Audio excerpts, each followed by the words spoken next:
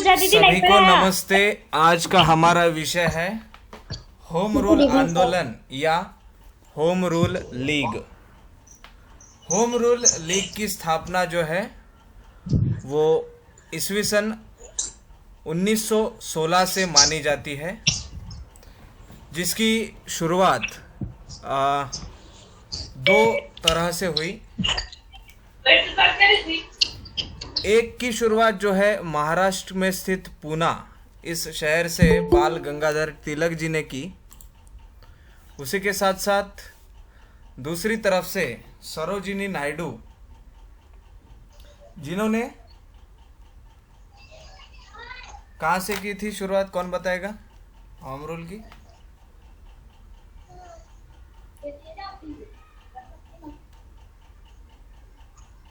Home rule आंदोलन की शुरुआत एनी बेझंट ने कहाँ से की थी? सर मद्रास से। Very good. हाँ, तो एनी बेझंट ने मद्रास से होम रूल आंदोलन की शुरुआत की थी।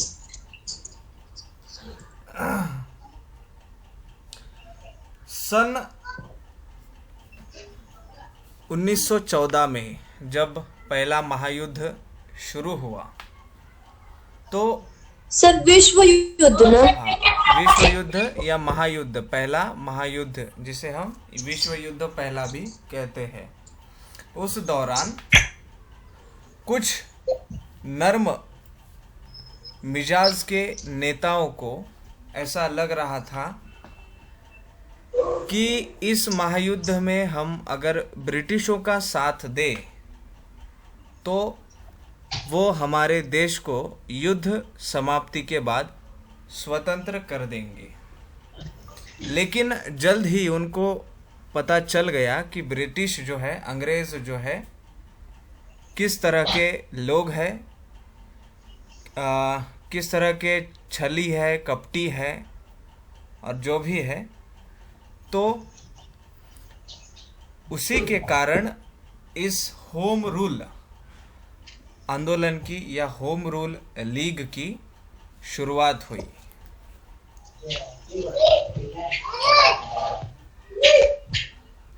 उस टाइम पे जो है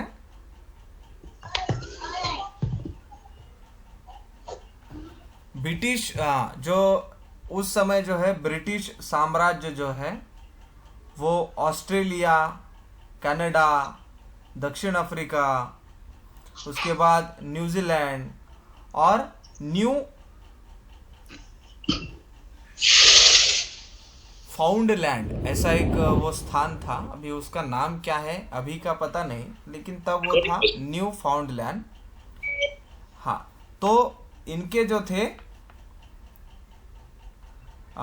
अधिपत्य में, अधिकार के अंदर आ रहे थे, मतलब डोमिनियन जिसे हम कहते हैं, जो है अधिकार क्षेत्र के अंदर आने वाले जो है उस समय के प्रमुख देश थे।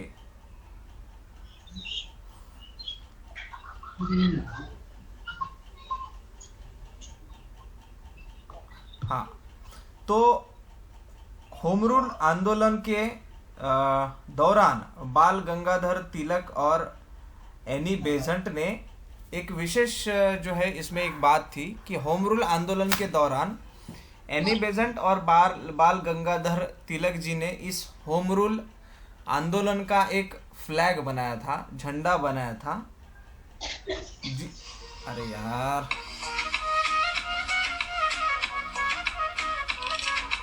कौन है? निर्मला मेहता।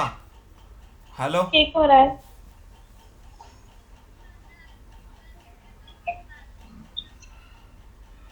हाँ ठीक है, कोई बात नहीं, आप कॉल चालू रखें। हाँ, निर्मला मेहता। Yes sir. हाँ, वेरी गुड। तो आज हम पढ़ रहे हैं बेटा होम रूल आंदोलन। आवाज आ रही है ना मेरी? Yes sir. Very good. हाँ, तो होम रूल आंदोलन के दौरान सन 1917 में एनी बेज़ंट और बाल गंगाधर तिलक जी ने एक फ्लैग तैयार किया था, ध्वज तैयार किया था। इस ध्वज पर 5 लाल और 4 हरी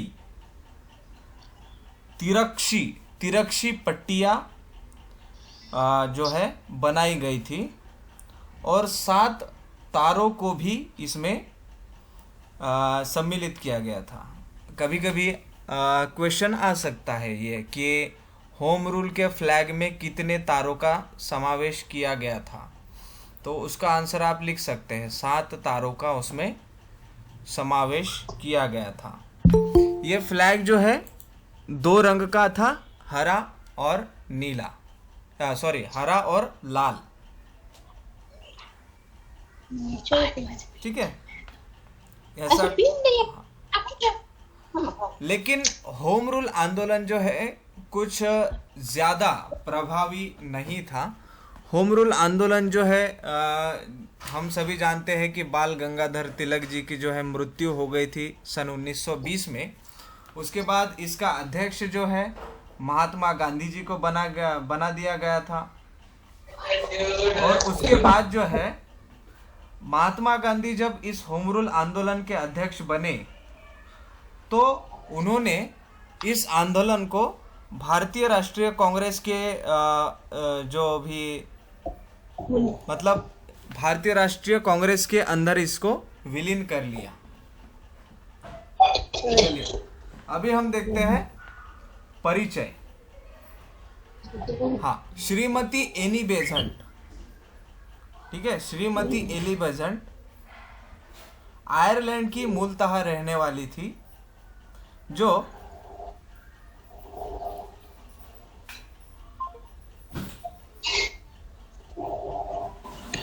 एनी, अरे यार इसका कॉल कट गया क्या, चलो कोई बात नहीं। हाँ, श्रीमती एनी बेसेंट जो थी वो मूलतः आयरलैंड की रहने वाली थी। वे भारत में थियोसोफिकल, आपको, अरे यार बेटा कॉल मत काटो। सर कट गया था। हाँ ठीक है, श्रीमती एनी बेसेंट जो थी वो आयरलैंड की रहने वाली थी। वो भारत में थियोसोफिकल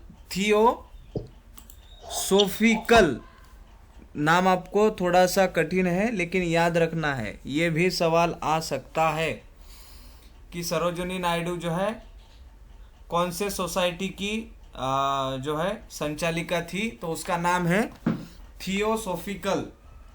थियोसोफिकल सोसाइटी की संचालिका थी। वे भारतीय सभ्यता संस्कृति से बहुत प्रभावित थी,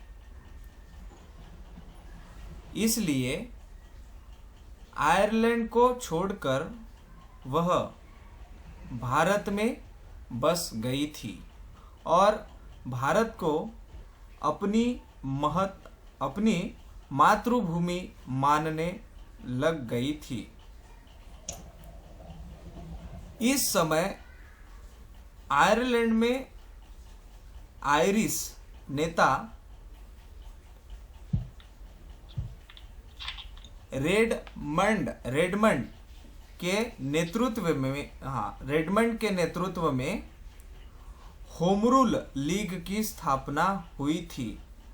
जो, हाँ, ये भी सवाल आ सकता है कि आयरलैंड में किसके द्वारा होम रूल की स्थापना की। ठीक है, तो इसका नाम है रेडमंड के नेतृत्व में जो है आयरलैंड में होम रूल की स्थापना हुई थी, जो वैधानिक तथा शांतिमय उपायों से आयरलैंड के लिए होम रूल तथा स्वशासन प्राप्त करना चाहती थी। सन 1913 में सन 1913 में जब एनी बेसेंट इंग्लैंड गई तो आयरलैंड की होम रूल लीग ने उनको सुझाव दिया कि भारत को स्वतंत्र करने के लिए होम रूल आंदोलन का प्रारंभ करे। श्रीमती एनी बेज़ंट भारत को उसी तरह का स्वराज्य दिलाना चाहती थी जैसे कि ब्रिटिश साम्राज्य के। सर जी वो स्वराज्य है ना? हाँ, स्वराज्य है। ब्रिटिश साम्राज्य के उपनिवेशों में था। होम रूल आंदोलन के उद्देश्य क्या थे? अब हम पढ़ेंगे होम रूल आंदोलन के उद्देश्य क्या थे। पहला, सर उसका नाम एक बार रिपीट कर दीजिए, स्थापना वाला जो आप बोले थे। होम रूल आंदोलन की स्थापना किसके नेतृत्व में हुई थी वो वाला? हाँ, उसका नाम था, क्या नाम था उसका? कौन बताएगा? Sir Redmond. Red, yes sir ऐसे। Redmond. हाँ, रेड मैंड। हाँ, रेडमैंड वो आयरलैंड का रहने वाला था, एक प्रभावी नेता था। ठीक है। Okay sir, thank you. हाँ, होम रूल आंदोलन, इसका सर्वप्रथम जो उद्देश्य था वो भारत के लिए स्वशासन प्राप्त करना था। इसका मतलब है जो अंग्रेज लोग भारत पे अपना राज चलाते थे, जो भारत पे अपना शासन चलाते थे, जिसकी शुरुआत जो है सन 1857 के जो है राष्ट्रीय संग्राम से हुआ था, और इसका जो है पूर्ण रूप से अपने कब्जे में उन्होंने कब लिया? जब सैनिकों में विद्रोह हुआ था, तब से उन्होंने जो है प्रभावी तरीके से अपना शासन चलाना शुरू किया था। तो बाद में जो है बहुत सारे नेता जो पढ़े लिखे थे, उनके मन में जो है अपने देश के प्रति भावनाएं जागृत हुई, अपने देश के प्रति जो है अभिमान जागृत हुआ। तो इसी कारण इन्होंने बहुत सारे जो है परिश्रम किए। उसमें होम रूल आंदोलन हो गया, उसके बाद अवज्ञा आंदोलन हो गया, उसके बाद जो है दांडी का सत्याग्रह हो गया, नमक का सत्याग्रह, छोड़ो भारत आंदोलन हो गया। इस तरह के जो है अनेकों प्रयास यहाँ पर। भारत छोड़ो आंदोलन। हाँ, वही भारत छोड़ो या छोड़ो भारत जो भी है, वो आंदोलन कब स्टार्ट हुआ था? कौन बताएगा? भारत छोड़ो आंदोलन कब स्टार्ट हुआ था? सर 1940 सर 1942 में 1942। और समाप्ति कब हुई थी उसकी? सर शायद 1945। 1947। 9 अगस्त 1942 को शुरुआत। पूरी तरह। अरे जब भारत स्वतंत्र हुआ तभी तो उसकी जो है समाप्ति हुई ना, 15 अगस्त 1947 को। सर लास्ट मोमेंट यही था हाँ, उसका। वो जो है लास्ट मोमेंट भारत छोड़ो आंदोलन का था, जब पंडित जवाहरलाल नेहरू ने सबसे पहले जो है झंडा लहराया था, अपना तिरंगा लहराया था 15 अगस्त को। वो जो है छोड़ो भारत आंदोलन का लास्ट मोमेंट माना जाता है। तो होम रूल का उद्देश्य ये था कि जो है अपना स्वशासन चलाना है। एनी बेज़ंट भारत को उसी तरह का स्वराज्य दिलाना चाहती थी जैसे किसी ब्रिटिश साम्राज्य के दूसरे उपनिवेशकों में था। श्रीमती एनी बेजेंट ने होम रूल आंदोलन का आशय स्पष्ट करते हुए अपने साप्ताहिक पत्र कॉमनविल के प्रथम अंक, हाँ देखिए ये जो है नोट करने वाली बात है, एनी बेजेंट का साप्ताहिक जो है पत्र कौन सा था, ठीक है। हाँ ये पॉइंट थोड़ा आप ध्यान में रखेंगे। एनी बेजेंट ने अपने साप्ताहिक पत्र कॉमनविल के प्रथम अंक में लिखा था कि राजनीतिक सुधारों से हमारा अभिप्राय ग्राम पंचायतों से लेकर जिला बोर्डों और नगर पालिकाओं, प्रांतीय विधान सभाओं, राष्ट्रीय संसद के रूप में स्वशासन की स्थापना करना है। इसका मतलब समझे आप?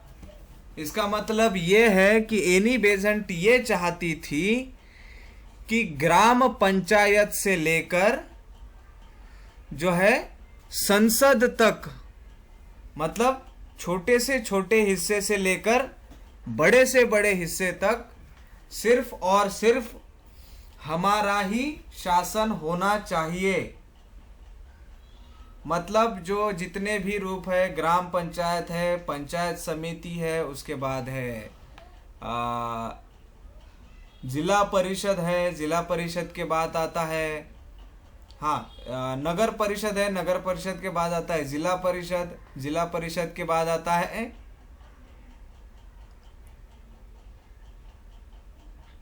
जिला परिषद के बाद आता है प्रांतीय विधान सभाओं, प्रांतीय विधानसभा, उसके बाद राष्ट्रीय संसद।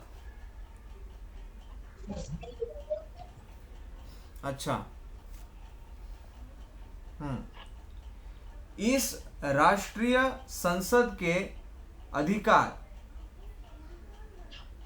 स्वशासित उपनिवेश की धारा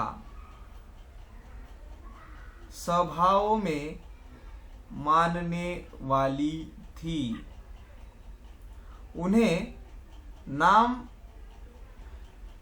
नाम चाहे जो भी दो, उनका कहना था कि उन्हें जो है नाम चाहे जो भी दो, और जब ब्रिटिश राज्य, कहाँ गया वो,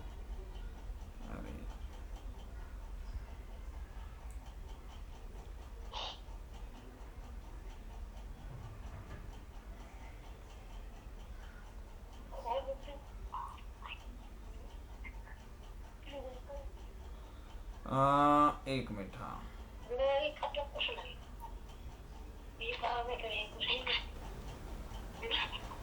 ए बेटा बोलना मत।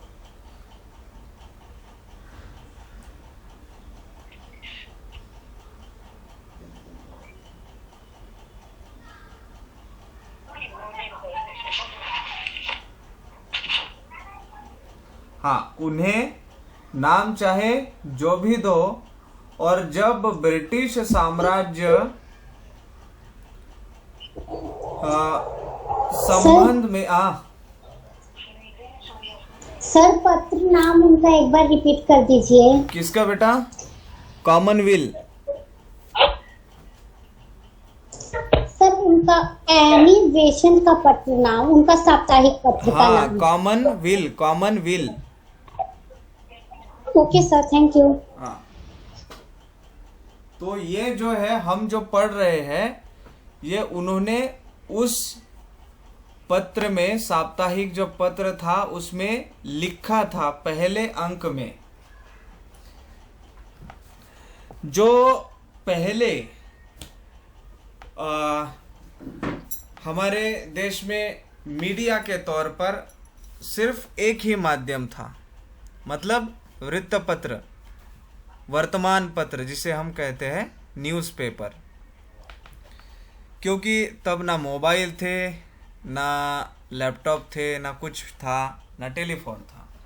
लेकिन वर्तमान पत्र एक ऐसा माध्यम था, तब तो टीवी भी नहीं था, तो वर्तमान पत्र एक ऐसा माध्यम था जिससे देश के कोने कोने तक पहुंचाया जा सकता था। अच्छा चलो, केसरी और मराठा ये जो दो वर्तमान पत्र है, ये किसने शुरू किए थे? रॉन्ग। सर बाल गंगाधर तिलक ने। हाँ, बाल गंगाधर तिलक ये करेक्ट आंसर है। ठीक है, केसरी और मराठा।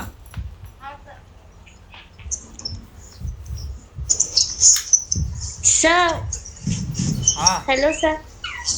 सर जो आपने मतलब न्यूज़पेपर के बारे में मतलब जो नाम बताया, केसरी, केसरी, केसरी, केसर होता है ना, केसर।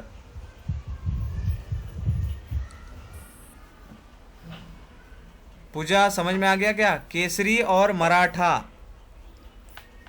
अच्छा, उसके बाद है संवाद कमोदिनी, ये किसका वर्तमान पत्र था? Sir Raja Rammohan Roy. Very good. Samvad Kaumudi ये राजा राम मोहन रॉय का जो है वर्तमान पत्र था।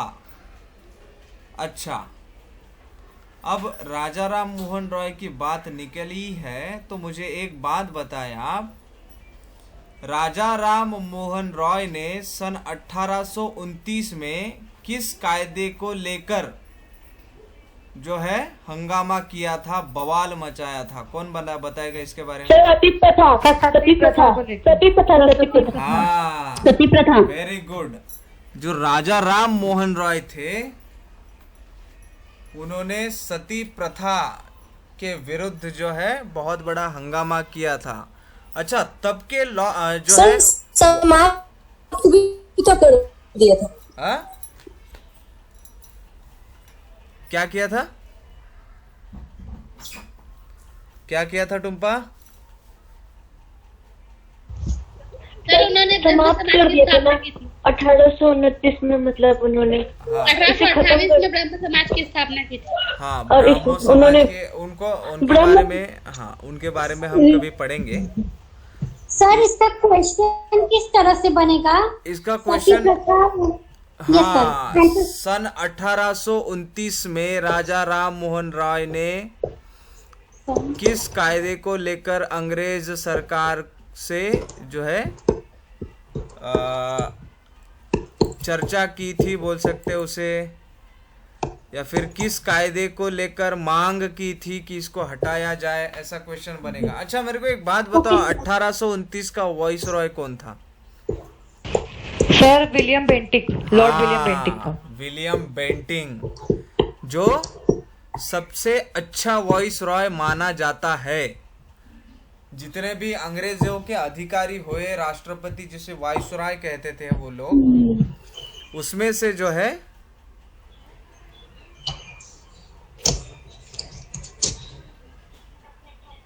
हाँ, क्या हुआ बेटा?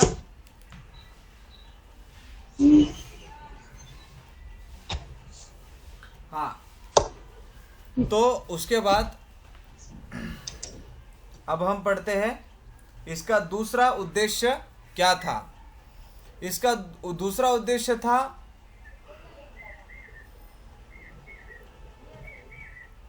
हाँ, इस आंदोलन का उद्देश्य ना तो अंग्रेजों को भारत से बाहर निकालना था, और ना ही उनके युद्ध के प्रयत्नों में बाधा डालना था, लेकिन इसके विपरीत उनका कहना था कि स्वशासित भारत अंग्रेज के लिए युद्ध से अधिक सहायक सिद्ध होगा। इसका मतलब क्या है कि जो भारत जब स्वशासित हो जाएगा तो वो अंग्रेजों के लिए किसी युद्ध से कम नहीं होगा, क्योंकि इस आंदोलन का उद्देश्य सिर्फ क्या था? पहला उद्देश्य क्या था? भारत में सर वो सर स्वशासन भारत में स्वशासन चलाना। भारत में स्वशासन की व्यवस्था चलाना। लेकिन उसके साथ साथ जो है इन्होंने जो है इसका उद्देश्य ये नहीं रखा कि भारत से अंग्रेजों को भगा दिया जाए फिर, या फिर भारत से अंग्रेजों के संबंध तोड़ दिए जाए। फिर भी अगर ये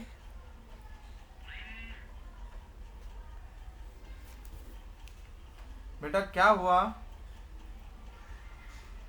सर मेरा एक क्वेश्चन है आपसे। निर्मला क्या हुआ?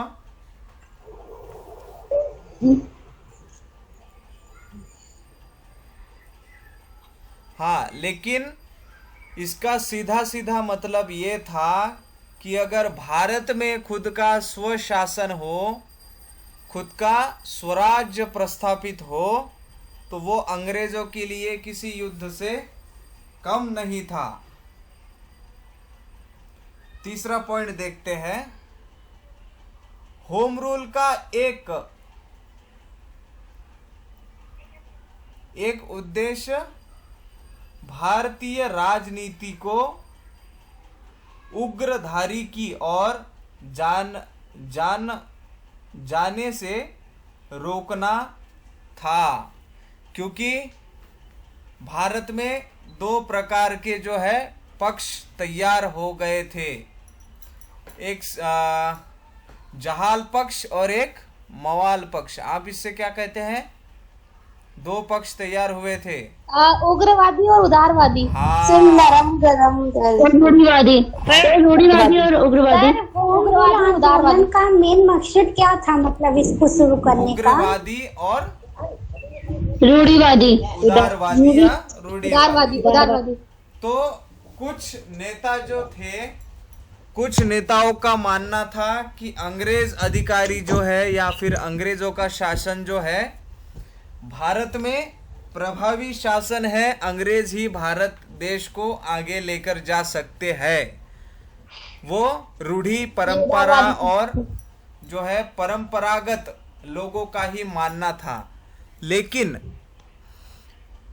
लाल बाल पाल, कौन जानता है इसके बारे में? लाल बहादुर शास्त्री उग्रवाद के जनक थे। हाँ, तीनों। लाल बहादुर शास्त्री, बाल गंगाधर तिलक और विपिन चंद्रपाल। हाँ, यस सर। तो लाल बाल पाल जैसे जो उग्रवादी थे, जो पढ़े लिखे इंसान थे, उनका कहना था कि हमारे देश में दूसरा क्यों राज्य करे, या फिर हमारे देश पर दूसरे का अमल क्यों हो। तो इस लिए जो है दो ग्रुप हो गए थे, इनके दो मत परिवर्तन की वजह से दो भाग हो गए थे। इसलिए जो है फिर बाद में जब तिलक जी को एहसास हुआ कि ये सही नहीं है, तो फिर उन्होंने क्या किया कि भारत की राजनीति जो है, जो गर्म वातावरण हुआ था राजनीति के अंदर, उसको शांत करने के लिए भी इस आंदोलन का जो है सहारा लिया। इस आंदोलन के माध्यम से उसे शांत करने का भी प्रयास किया। उसका अगला पॉइंट है, युद्ध काल में भारतीय राजनीति शिथिल पड़ गई थी और सक्रिय कार्यक्रम तथा प्रभावशाली नेतृत्व के अभाव से राष्ट्रीय आंदोलन की प्रगति का मार्ग अवरुद्ध हो गया था। मतलब जो है 1914 में पहला विश्व महायुद्ध जो चालू हुआ था, पहला जो विश्व युद्ध चालू हुआ था, उससे क्या हो गया था, सभी मतलब पूरे देश में आर्थिक मंदी आ गई थी, सभी जो है नुकसान झेल रहे थे और सभी जो है संकट में थे। तो 1916 में इस आंदोलन को आरंभ करने से ये हुआ कि जो कार्यकर्ता थे, समिति के जो मेंबर थे, उनके जो भारतीय राष्ट्रीय कांग्रेस के जो जितने भी नेता लोग थे, उनमें एक नई ऊर्जा प्रदान करने का काम इस होम रूल आंदोलन ने किया था। ठीक है, तो ऐसे कुछ हाँ, तो ऐसे कुछ उसके पॉइंट है। अभी हम थोड़ा सा आंदोलन की पृष्ठभूमि के बारे में भी जान लेते हैं। बाल गंगाधर तिलक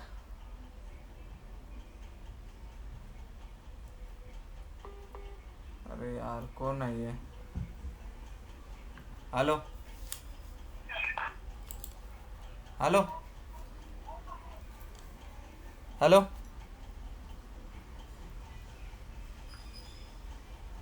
हेलो हेलो, बोलना बोलना।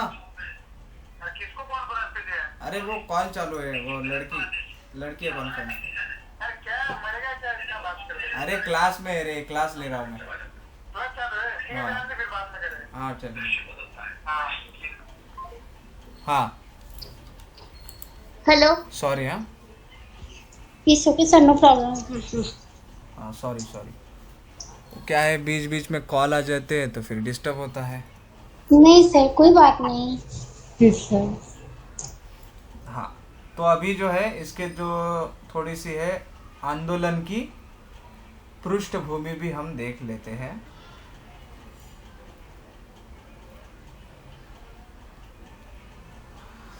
बाल गंगाधर तिलक जो है वो 6 वर्ष की लंबी सजा काटने के बाद 16 जून 1914 को जेल से छूटे।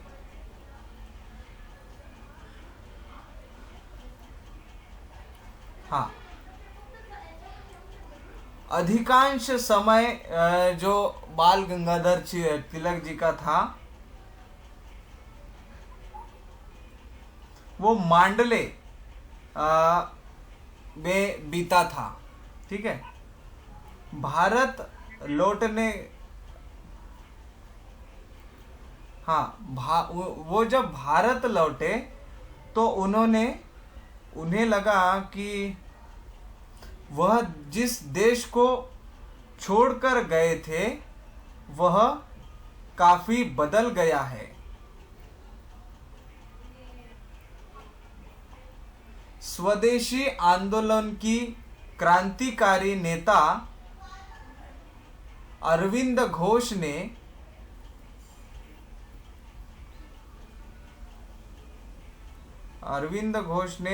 संन्यास ले लिया है। अच्छा, जो है संन्यास ले लिया था। तो जो है तिलक जी को लगा कि ये जो नेता लोग हैं ये उनके जाने के बाद जो है स्थिर हो गए हैं या कुछ कर नहीं रहे हैं। उसका दूसरा पॉइंट अगर हम देखें,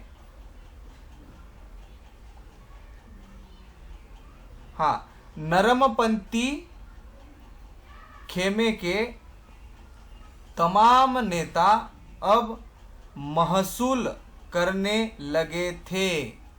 मतलब जो नरमपंथी थे, जो पारंपरिक रूढ़ी वाले लोग थे, वो महसूल महसूस करने लगे थे कि जो है 1907 में सूरत में जो कुछ उन्होंने किया वह गलत था। 1907 में जो नरमपंथी लोगों ने किया था वो महसूस करने लगे थे कि उन्होंने जो किया था वो गलत था।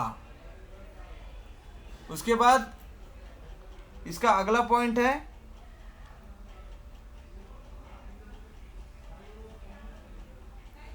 1915 के शुरू में एनी बेजेंट ने दो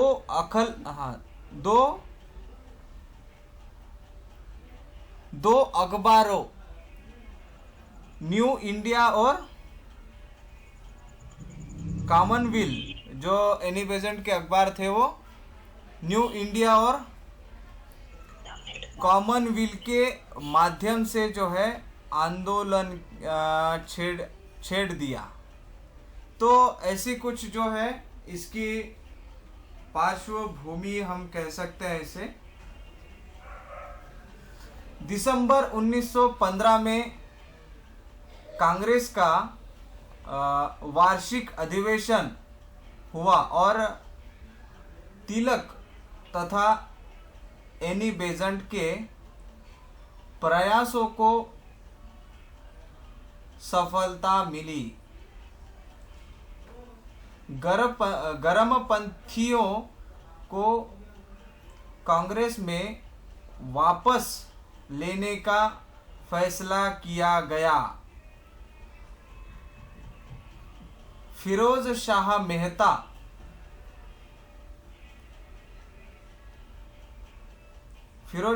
मेहता के निधन के बाद बंबई के नरमपंथियों का विरोध बेअसर साबित हुआ। तो इसकी जो है ऐसी कुछ प्रकार से जो है पृष्ठभूमि है, जो इसके कारण है। इसका जो है पीडीएफ मैं आपको भेजूंगा, आप इसको विस्तृत रूप से जो है देख सकते हैं। अब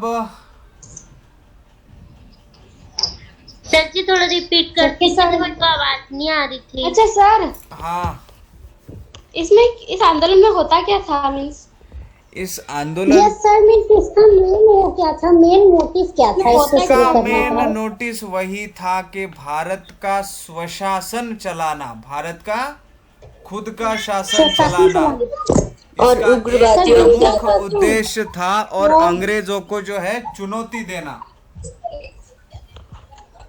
अंग्रेजों को मतलब इन्होंने किया क्या था सर? चुनौती देना।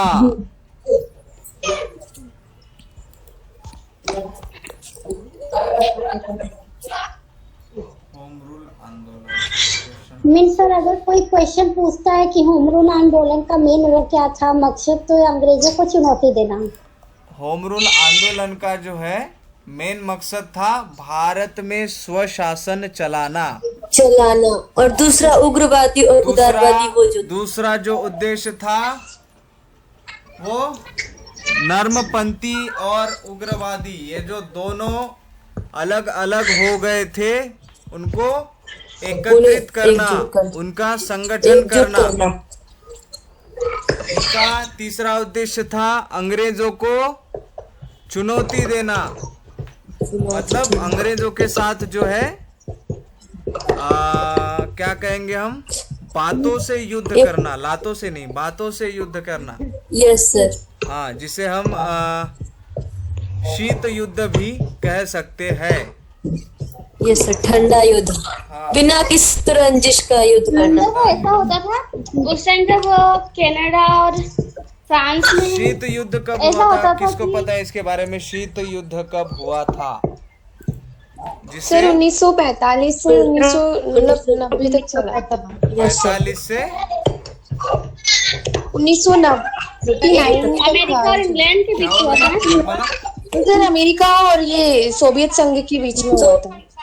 सर सोवियत सर उन्नीस से करीब करीब 1990 के दशक तक वो Yes, चला sir. था, क्योंकि उसमें जो है ये 90 के दशक सिर्फ बातें होती थी, शस्त्र नहीं थे लेकिन Yes, sir. बातें होती बिना थी। बिना किसी रक्त रंजिश का विचारधारा की लड़ाई चलती थी सर हाँ। उनमें। तो ऐसा ही कुछ भारत और एंग्लो इंडियन के बीच करने का बाल गंगाधर तिलक और एनी बेजेंट जी का अच्छा चलो अब बताओ मुझे, मैंने आपको जो पढ़ाया था एनी बेजेंट किस सोसाइटी की संचालिका थी, बताओ। Theosophical society. Theosophical theosophical society. हाँ थियोसॉफिकल, ये जो है ये सर ये हमने पढ़ा है पहले। पढ़ा है क्या? Very good. नहीं ये जो है सभी ने पढ़ा है। हाँ जी सर इसका नाम एक बार रिपीट कर दीजिए, किस सोसाइटी की थी वो वाला? Theosophical theosophical. Theosophical. Theosophical. Theosophical. Theosophical. थियो नहीं थियो थाली वाला। THI theosophical. Theosophical society. Theosophical society. हाँ थियोसॉफिकल सोसाइटी के संचालिका थी, जो मूलतः से कहाँ से आयरलैंड की थी? थी। आयरलैंड के रहने वाले थी। सर हम भी ये सब नहीं पढ़े हैं स्कूल में। अरे सर मैंने भी ये बुक में नहीं पढ़ा अभी तक। मैंने ज्यादा तो नहीं पढ़ा, बस थियोसॉफिकल सर सोसाइटी। ऐसा नहीं पढ़ा पर मतलब मैंने अभी थोड़ा तक बहुत कुछ भी नहीं पढ़ा इसके बारे में। होम लीग आंदोलन। अच्छा नहीं लेकिन ये तो मुझे लगता है 7वीं तक हो जाना चाहिए ना, 7वीं तक सभी। सर शायद ये हमारे में शायद 12th में हो, क्या पता। अभी नहीं पढ़ा ना लेकिन अभी सीबीएसई में नहीं है, ये सीबीएसई में है ही नहीं होम रूल। 12th में NCERT वाले में नहीं है ये सब। CBSE में नहीं है क्या मानसी जी? नहीं सर मैंने तो 12th तक नहीं मैंने सर, नहीं ऐसा पढ़ा, तो कुछ कॉलेज नहीं में है। मैंने पढ़ा था। अरे बाप रे, ऐसा भी है क्या? अबे मुझे पता नहीं। पर MP बोर्ड में है सर। सर ऐसा हमने तो हम सीबीएसई बोर्ड से पढ़ते हैं ना दिल्ली में, हमने उसमें नहीं आप लोग जो है CBSE बोर्ड से पढ़ते हो। Yes sir. अच्छा इसीलिए उतने होशियार हो, है ना? हम होशियार। यस सर, इसीलिए इतने होशियार है कि आज कॉम्पिटिशन में इतना मजाक मत उड़ाइए प्लीज। अरे जीत नहीं नहीं, पाए। सभी बच्चे अरे नहीं होशियार सर। है, मुझे बहुत अच्छा लगता है। स्पेशली जो है होशियार ना, है ऐसे तो जीत नहीं पाए आज। नहीं स्पेशली जो है ना, सर हमारा तो पता नहीं, लेकिन आप बहुत अच्छा पढ़ाते हैं। अरे नहीं सर मुझे सर प्रोफेशनल तरीके से क्यों जगह मार रहे हो? हाँ प्रोफेशनल तरीके से गाली दे रहे हो ना आप लोग मुझे। यस नहीं सर, नहीं सर, हाँ सर हम सब लोगों को आप कह रहे हो मैं प्रथमेश सर हाँ जी। आप प्रोफेशनल तरीके से हमें जूता मार रहे हैं। अरे टुम्पा सर को कुछ मत बोलना। नहीं ऐसा नहीं बोलते टुम्पा, आप बोल पड़े। ऐसा हम बोलेंगे, आप कैसे बोल सकते हैं ऐसा? क्या आप हम लोग का मजाक उड़ा रहे हैं? अरे नहीं हाँ सीबीएसई बोर्ड। मजाक नहीं उड़ा रहे यार, आप सभी होशियार हैं तभी तो हमारे जो है सवालों के फटाफट जवाब दे देते हो आप। सर हाँ। हमसे सीबीएसई का फुल फॉर्म पूछिए तो। बताओ भाई। Central board of India. Secondary education. अरे बाप रे, सेंट्रल बोर्ड ऑफ इंडिया कह रही है मोही बाबा। चलो कौन बोलेगा CBSE का फुल फॉर्म, कौन बोलेगा? CBSE Central नहीं है Board of वो, Secondary CBSE है Education। वो। हाँ एजुकेशन, हाँ CBSE है वो। Secondary board. CBSE central board secondary education. हाँ CBSE है, लोग उसको CBSE बोल देते हैं। हाँ CBSE सुना है मैंने तो, अधिकतर लड़कियां CBSE बोल देते हैं लेकिन वो है CBSE। यस सर CBSE ही है वो, एस बट के पता नहीं साथ CBSE एस के साथ वो ई आता है ना तो उसको C कर देते हैं लोग। सर वो कभी कभी साउंड में वो होता है, मतलब बोलने में, हाँ जैसे कि ऑनर बोलते हैं तो ऑनर में H नहीं होता, वो साइलेंट रहता है, ऐसी साइलेंट। अच्छा हॉनर, हाँ ऑनर क्या नाम है उसका? हॉनर। ऑनर बोलते हैं। अरे मैं तो उसको हॉनर ही बोलता हूँ यार। नहीं सर, ऐसा साइकोलॉजी होता है, उसमें पी साइलेंट रहता है स्टार्टिंग। साइकोलॉजी में पी साइलेंट है। अरे निमोनिया में भी तो पी साइलेंट रहता है। जो बात है ना, अभी एक बात बता रहा हूँ मैं आपको। एमडी जो होता है, एमडी का फुल फॉर्म किसे पता है? सर एमडी, हाँ, एमडी जो डॉक्टर होता है। सर मेडिकल बोर्ड नहीं, सर मेडिकल मानसी बता सकती है, मानसी बता सकती है। सर मुझे नहीं पता एमडी का। अरे डॉक्टर ऑफ मेडिसिन, अच्छा सॉरी डॉक्टर सर, मुझे ऑफ पता नहीं था। मेडिसिन, लेकिन डॉक्टर ऑफ फुल फॉर्म उसको कहते क्या है? एमडी। मतलब ये अंग्रेज जो थे वो पूरी तरह से गधे थे। अरे डीएम कहो ना, डॉक्टर ऑफ तो डीएम कहना चाहिए ना उसे, है कि नहीं? हाँ sir, yes sir, doctor of medical है तो। ठीक है। अच्छा एक बात बताओ, पीएचडी का फुल फॉर्म क्या है? पीएचडी सर वो फिलोसॉफी, डॉक्टर ऑफ फिलोसॉफी। हाँ, doctor of sir doctor of philosophy. Philosophy. अभी इसका क्या आना चाहिए? सर डीपीएच आना चाहिए और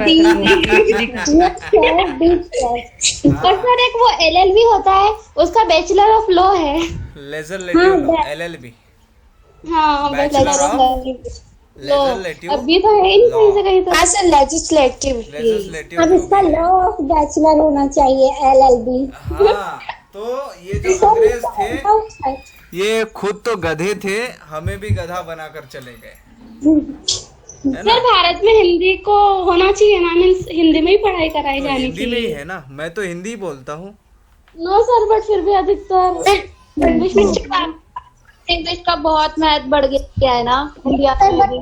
हाँ, India English is most important language. अरे लेकिन हिंदी जो है हमारे देश की राष्ट्रीय भाषा है, यस सर। उससे दूर होना अच्छी बात नहीं है। हाँ,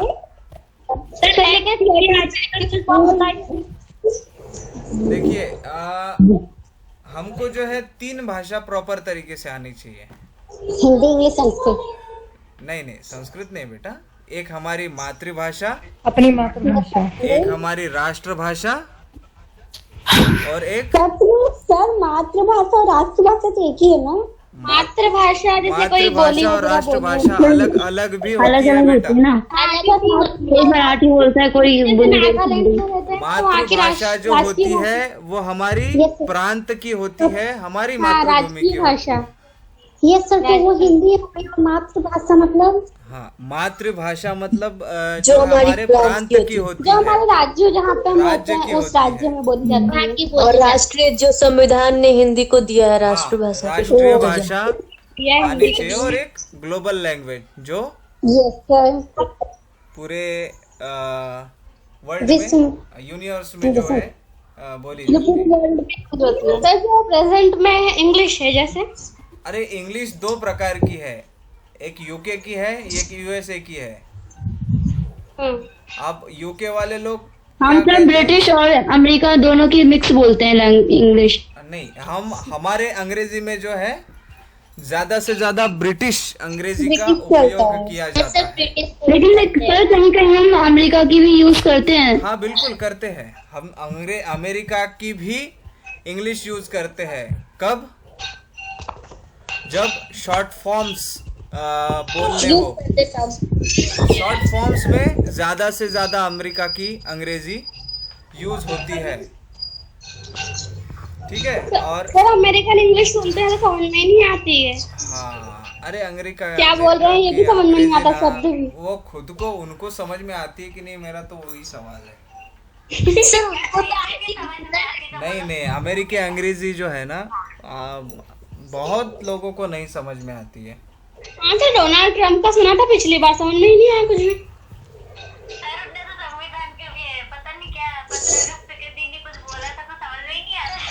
अच्छा एक बात बताओ, पाकिस्तान का जो है, पता है आपको स्वतंत्र दिवस कब है? 14 अगस्त। पाकिस्तान का एक दिन पहले हुआ था ना 14 सर? अगस्त है। पाकिस्तान हमसे एक दिन पहले स्वतंत्र हुआ। श्रीलंका का स्वतंत्रता दिवस है कि नहीं ये तो मुझे पता नहीं है अभी तक। 1948 में स्वतंत्र हुआ था। हाँ सर, ये सन पता है, बाकी डेट श्रीलंका का है क्या? ये सिर्फ 1948 है सर। नहीं पता। नहीं, श्रीलंका का मुझे भी नहीं पता स्वतंत्र दिवस। हाँ, इसके बारे में जो है हम कभी पढ़ेंगे एक आधी क्लास में, जो है हर देश का स्वतंत्रता दिवस मतलब यस सर। हाँ, कब मनाया जाता है? इसके बारे में जो है हम फिर कभी एक आधी क्लास में पढ़ेंगे। हाँ, तो उससे पहले जो है, हाँ, आज कितने बच्चे आए? बहुत सारे बच्चे आए आज, बहुत अच्छा लगा मुझे। Thank you sir for the class. 19 लोग आए हैं, वाह वाह क्या बात है, वेरी गुड।